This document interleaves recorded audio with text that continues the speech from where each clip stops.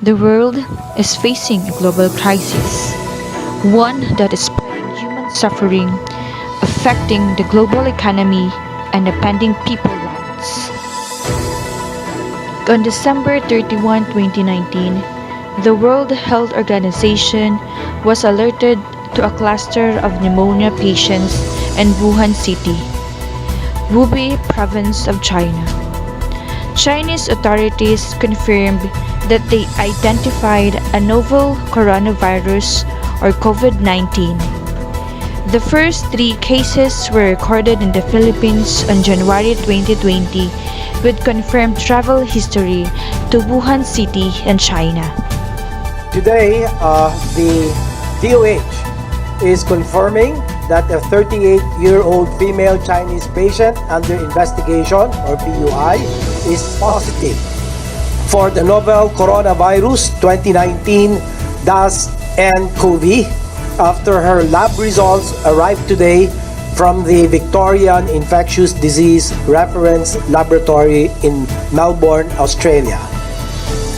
First case of COVID-19 was confirmed with no travel history abroad on March 5, 2020. This indicates the presence of local transmission. This is the moment that demands coordinated, decisive, and innovative action from all parts of the society. Following the World Health Organization's declaration of a COVID-19 pandemic, the government of the Philippines issued a tentative 6-month state of calamity throughout the country. Good morning! Today, we are going to conduct an interview about the leadership documentary. Our chosen organization is the MDRRMO, or Municipal Disaster Risk Reduction and Management Office, here at LGU Bagamanok, Catanduanes. My name is Princess Diane A. Bonifacio, and my partner is Miss Sarah Kai Linaza, and we are the MAEM students of Catanduanes State University Graduate School. Come and be with us to witness and be part of this amazing journey. Leadership is the art of motivating a group of people to act toward achieving a common goal. Leaders set the direction. They must use management skills to guide their people to the right destination in a smooth and efficient way. Municipal Disaster Risk Reduction and Management Office is headed by Sir David Villacorta, acting office in charge of LGU Bagamanok. Their organization composed of 2 drivers and 2 job orders who help him achieving their tasks and goals.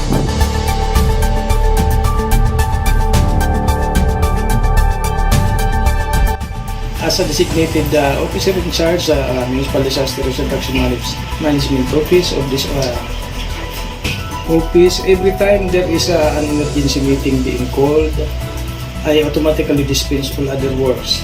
It is a standard operating procedure of this office to attend to emergency meeting when being called, especially if it needs our service.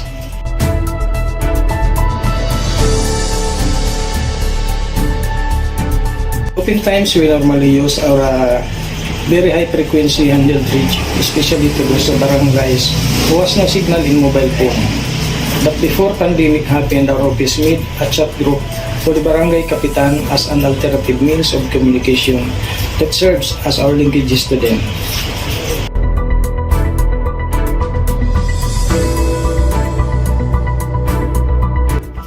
We just implement the normal and usual procedure in our regular communication. My simple instruction and directives to my staff is to inform me as soon as they receive communication so that I may know if it is an urgent or not, so that I act on it immediately. But in case of emergency call, transport of patient to nearest hospital, they are authorized to do so without my permission. They can just call or text or inform me later of their whereabouts.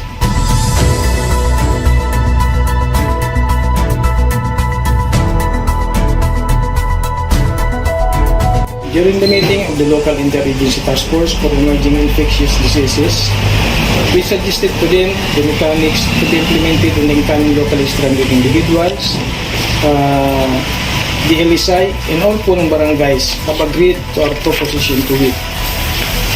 One, the po ng barangays concerned must notify our office if there are LSI that will enter or travel. Two, needed required documents to be inspected in the border control at the port of tobacco must be complete. Three, it was agreed that they must have a proper inventory of their coming LSI so that quarantine facilities would be prepared.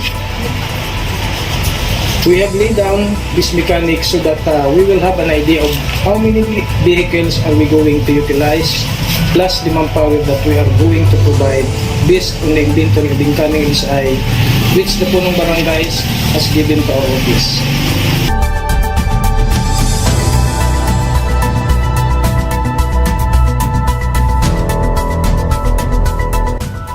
No, I find nothing difficult in this time of pandemic because we are guided by the World Health Organization of the different do's and don'ts that we should religiously follow, coupled with some reminders of our Department of Health.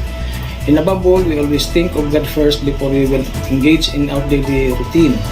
As our common denominator in SOP and disaster management, we think first of our safety before we act because we have only one life to preserve.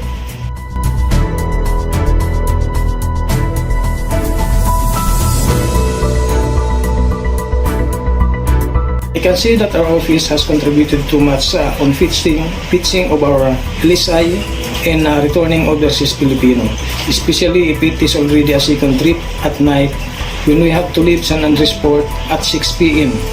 via Adito route and straight to Barangay San Vicente and other upland barangays of our town. Another's the distribution of food packs to those families who have been subjected for home quarantine or in the identified facilities. Lastly is the conduct of information education campaign by means of public address system in most of the barangays of our town. The very basic ingredients in an organization is the performance of the leadership. So what do I mean by performance of leadership? Because a leader must be a good follower also. So that means to say that a leader must lead by example, and he must be very patient of his staff or his or her staff. All consideration must be taken into account because in a certain organization, the harmonization of what we call the harmonization of all attitude is being determined to that effect.